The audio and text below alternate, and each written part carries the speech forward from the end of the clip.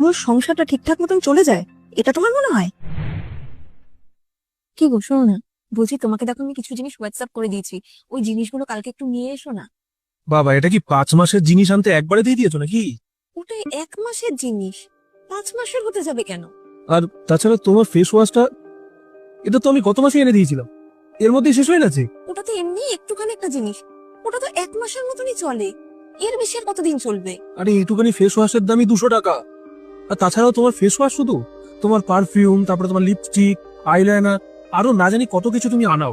তোমার পেছনে তো 1000-2000 টাকা বেরিয়ে যায় আমার, তা আবার এইসব জিনিসের পেছনে।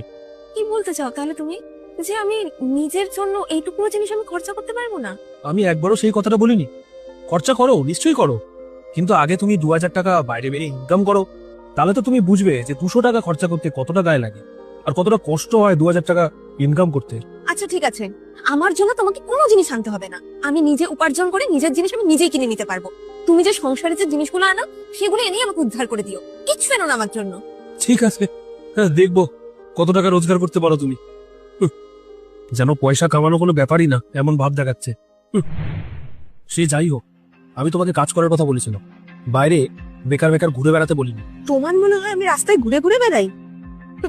আরে তাও তো আমার অনেক ভালো যে আমি 6:30-7টার মধ্যে ঘরে ঢুকে যাই।